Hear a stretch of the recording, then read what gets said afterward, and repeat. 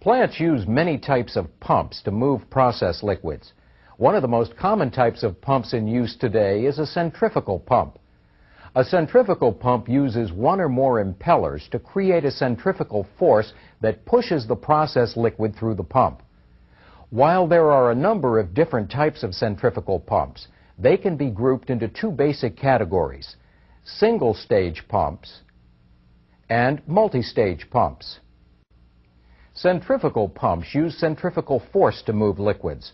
Centrifugal force is the force that exists when an object or material moves in a circular motion. This force causes the object or material to move outward, away from the center of rotation. In a centrifugal pump, what moves outward is the process liquid. We can see how a centrifugal pump works by using this simplified illustration. All centrifugal pumps have an inlet, a casing, and an outlet. Inside the pump's casing is an impeller. It has a series of curved vanes that extend out from its center. The pump's casing is designed so that the area around the impeller creates a gradually widening spiral channel. This widening channel is known as the volute. Since this pump has only one impeller and one volute, it is referred to as a single-stage pump. During operation, a driver rotates the impeller, creating a centrifugal force that throws the process liquid outward into the volute.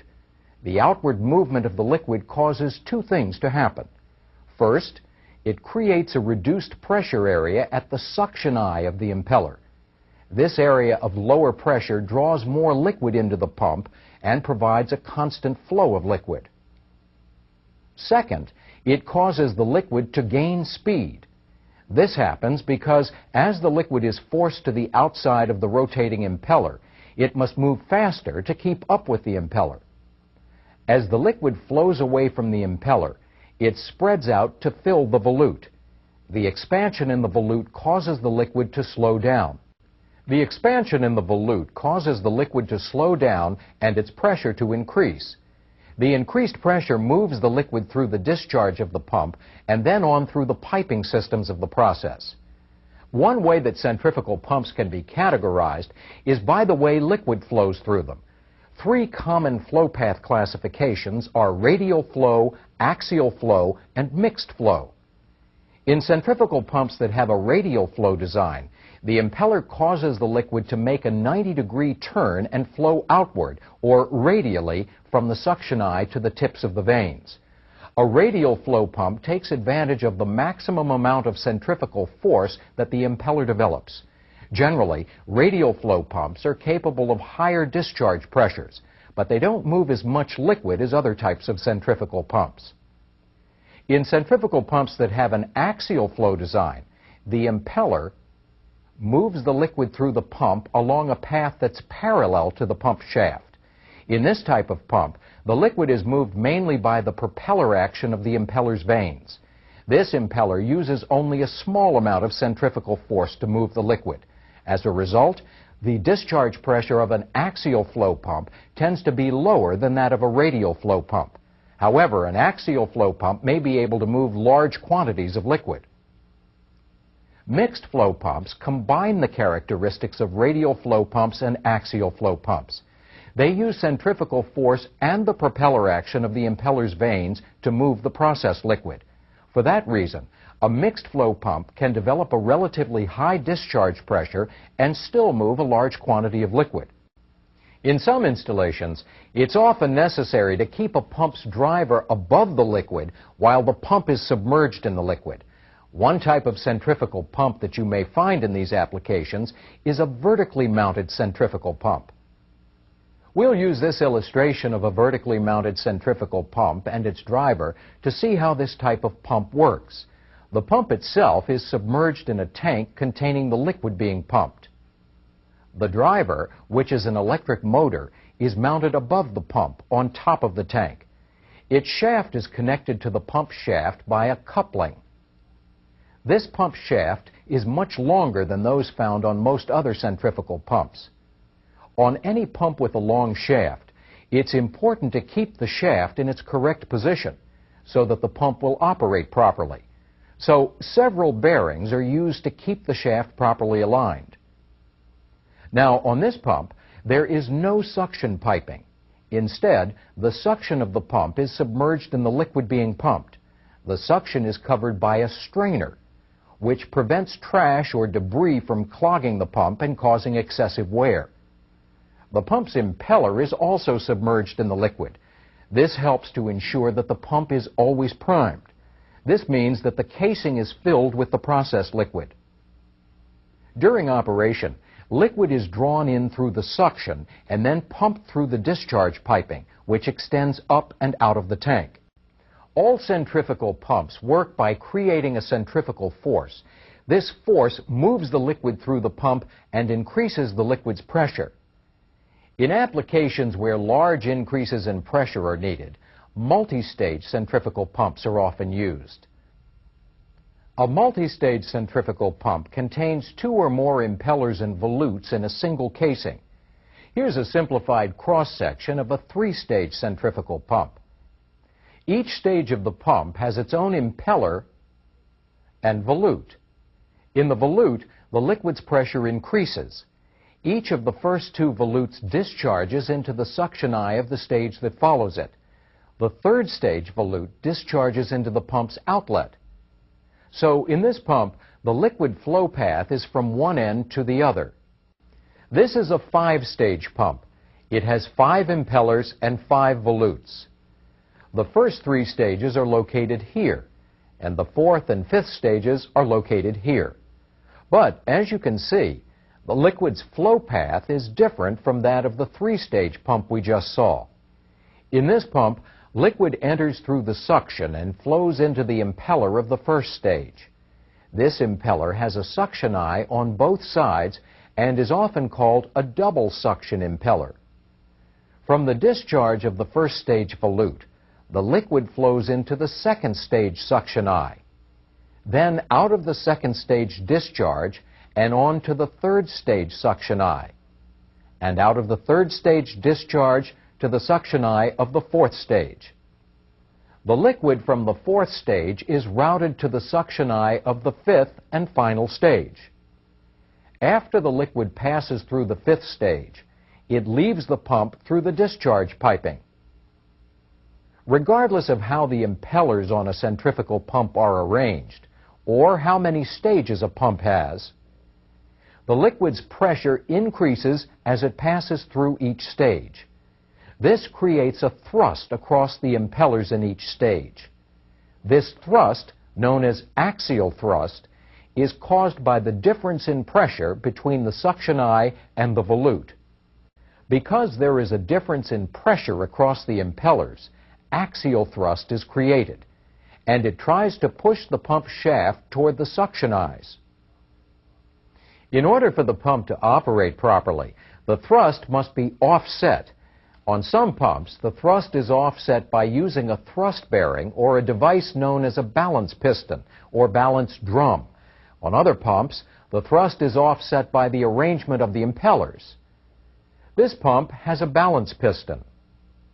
During operation, some of the fluid leaving the pump flows along the shaft and exerts pressure against the balance piston. That pressure tends to force the pump shaft away from the suction eyes and reduces the total thrust. Any fluid that passes by the balance piston is returned to the suction side of the first stage. Now on this pump, the arrangement of the impellers is used to offset axial thrust. Process liquid enters the first stage impeller from both sides, so the pressures on both sides of the impeller are equal. The suction eyes for the second stage and third stage impellers face in the opposite direction from the suction eyes of the 4th stage and 5th stage impellers. Since the forces caused by axial thrust are in opposite directions, they tend to cancel each other out. As a result, axial thrust in this pump is kept to a minimum. In this topic, we looked at the basic operation of several types of centrifugal pumps, including single-stage pumps, vertical pumps, and multi-stage pumps. Now let's try some practice questions that relate to this material. Inside all centrifugal pumps, an impeller creates centrifugal force to move liquid through the pump. Impellers can be designed in different ways, depending on factors such as the type of liquid being pumped and the amount of pressure increase that's needed. The impellers used in centrifugal pumps can be divided into three categories: closed, open, and semi-open. This impeller is a closed impeller. Its vanes are enclosed by shrouds on both sides. The shrouds direct the flow of liquid between the vanes. Closed impellers are often used with low viscosity or thin liquids. Liquids that are thick or contain suspended solids could clog a closed impeller. With those types of liquids, an open impeller could be used. This is an open impeller. As you can see, this impeller has no shrouds to direct the flow of liquid. While this design helps prevent clogging, it's less efficient at moving liquids than a closed impeller, since the flow of liquid is not directed between the vanes. Open impellers are used to pump thick liquids or liquids with solids such as slurries, and closed impellers are used to pump thin liquids. Semi-open impellers can be used for pumping thin liquids, since there is a shroud to direct the liquid between the vanes. They can also be used for heavier liquids and slurries, since they minimize clogging. Impellers can also be classified in other ways. For example, closed impellers can be further classified as single suction impellers or double suction impellers. This impeller is a single suction impeller. It has only one suction eye, so there's only one place that the liquid can enter the impeller. Single suction impellers are fine in applications where the pressure change across the pump is relatively low. In applications where the pressure change is higher, large amounts of axial thrust are created and must be offset. To minimize the effects of the axial thrust, some centrifugal pumps use a double suction impeller. A double suction impeller has two suction eyes, so liquid can enter the impeller from opposite directions. Because of this, the pressure on both sides of the impeller is the same, and axial thrust is minimized. No matter what type of impeller a centrifugal pump uses, the liquid being pumped gains pressure as it slows down to fill out the increasing volume of the volute. Radial thrust is a type of thrust that tends to move a pump shaft perpendicular to its axis. In a pump with a volute, the thrust is created by the difference in pressure across the volute. Now, some centrifugal pumps are equipped with a component that accomplishes the same speed-to-pressure conversion as a volute, but minimizes radial thrust. It's called a diffuser. A diffuser consists of a series of stationary vanes that surround the impeller.